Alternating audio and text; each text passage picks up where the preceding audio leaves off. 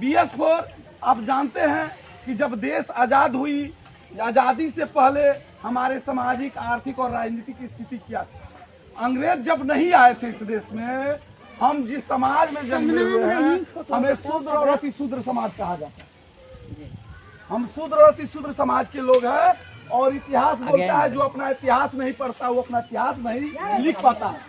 हम लोगों ने इतिहास किया, ये बाबा साहब की संविधान की देन थी कि हम लोगों ने पढ़ा। तो ठीक 26 जनवरी 1950 को बाबा साहब का लिखित संविधान जब लागू हुआ तो हमें पढ़ने का हक मिला, हमें नौकरियों में प्रतिनिधित्व मिला। और ये जो भारत का संविधान है वो हमारा भविष्य है और हमारा रक्षा कवच के रूप में हम लोगों का काम कर रहा है। नहीं तो इसी समाज में आप जानते हैं अब तक वो सामाजिक व्यवस्था थी जिस सामाजिक व्यवस्था के कारण हमें अछूत कहा गया, हमें शूद्र कहा गया, हमें पिछड़ा कहा गया। ना तो मैं अछूत हूँ, ना ही मैं पिछड़ा हूँ, ना ही मैं शूद्र हूँ। मैं इस देश का मूल निवासी हूँ और कोई विदेशी मुट्ठी भर लोग हमारे ऊपर शासन कर रहे हैं।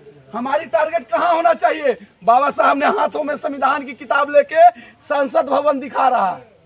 आप एक चीज हमेशा याद रखिए, जो रामायण, गीता, महाभारत, पुराण, उपनिषद आजादी के पहले हम लोगों को छूने तक नहीं दिया जाता था। मंदिरों में घुसने के पहले हमारी पिटाई होती थी। आज वो रामायण, गीता, महाभारत, उपनिषद हमको दे दिया है। और बाबा साहब के लिखित संविधान को पढ़ के वो आज कहाँ है? संसद भवन में है, न्यायपालिका में है, सारी शासन की व्यवस्था में है। और हम जो चीज हमें नहीं चाहिए हम उसके पीछे जा रहे हैं। यही हमारा दुख का कारण है।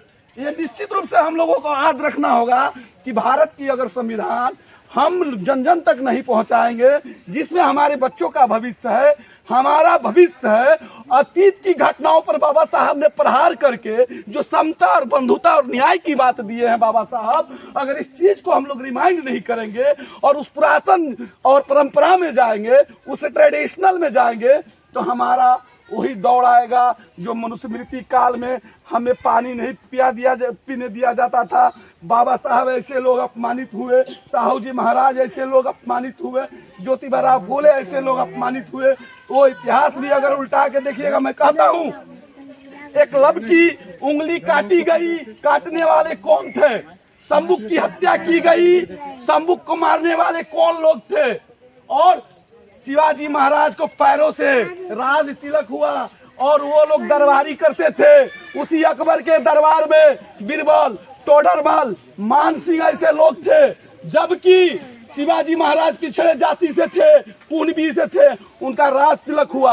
आप एक चीज और याद रख लीजिए, अगर सीबीआई के वो स्टेटस को, उस पूरे डाटा को अध्ययन कीजिएगा, जो लालू जी शोषित वंचित पीड़ितों की लड़ाई लड़े उनको जेल में डाला गया। और आज भी हमारे लोगों को मारा पीटा जा रहा है, हमारा अधिकार छीना जा रहा है।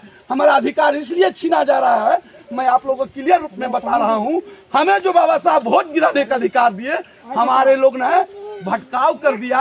और हमारे लोग आज संसद भवन में नहीं है जहाँ से हमारी कानून बनेगी। हमारे राशन कार्ड तक अब छीन लिया गया।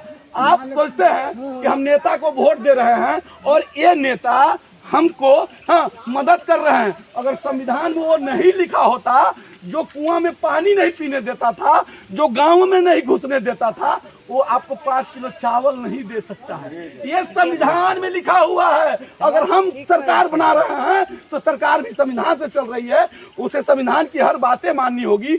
इसलिए भारत की जो संविधान है वो हमारा रक्त है, वो हमारा जीवन है, वो हमारे बच्चे का भविष्य है। अगर भारत के संविधान को अगर हम नहीं आत्मसात करेंगे और पुरातन चीजों को हम अपनाएंगे, तो बाबा साहब जब नेपाल से घूम के आए और बनारस में कहा कि मैं आप लोगों को वो चीज दिया हूँ अपने राजनीति के 40 वर्षों में, अगर इसको आप लोगों ने पढ़ लिया, आत्मसात कर लिया, तो आप इस देश का हुक्मरान बन जाइए। एक तरफ ब्राह्मणी ग्रंथ है, रामायण, गीता, महाभारत, और एक तरफ भारत के संविधान है। आप रामायण, महाभारत, गीता पढ़ोगे तो संविधान कमजोर पड़ जाएगा। जिन लोगों ने हमें रामायण, गीता, महाभारत पढ़ने से, उच्चारण करने से कान में पारा डाला, हमारा जीव काटा, हमें कौन कौन सी यातनाएं नहीं दी, आज वो रामायण, गीता, महाभारत को हम पढ़ रहे हैं। आज हमारे लोग पढ़ रहे हैं जो बाबा साहब लिख के दिए, हमारे घरों में आज संविधान की एक प्रतियां नहीं है, और हमें संविधान की प्रतियां लाके पढ़ना होगा। उस दिन से यह भारत की संविधान उसकी व्यवस्था करती है। बच्चे का जन्म होता है, स्कूल जाता है, 6 से 14 बरस की फ्री एजुकेशन दिया जाता है, पास करता है उसको स्टाइपेंड दिया जाता है, उसके बाद वो ऊपर जाता है उसको नौकरी दी जाती है, और वो आरक्षण दिया गया क्योंकि हमारा शोषण हुआ था, वो सामाजिक न्याय हमारे साथ था, न्याय किया गया था, इसलिए बाबा साहब ने सामाजिक न्याय करने के लिए आरक्षण दिया। आरक्षण कोई भीख नहीं है, आरक्षण हमारा मौलिक अधिकार है। अगर कोई कहता है कि आरक्षण भीख है तो उसको समझिए, हमारी जनसंख्या 90 है, हमें 90 का प्रतिनिधित्व चाहिए, 90 का रिप्रेजेंटेशन चाहिए। नहीं मिलती है, ये लोकतंत्र है। लोकतंत्र के इस देश के धरती के कण कण में हर लोगों का हिस्सा होता है। आप ये कभी नहीं सोचे कि सरकार दे रही है, और लोकतंत्र और धर्मतंत्र एक साथ नहीं चलेंगे। आज इस देश में धर्म के नाम पर शासन हो रही है, आज इस देश में धर्म के नाम पर शासन हो रही है।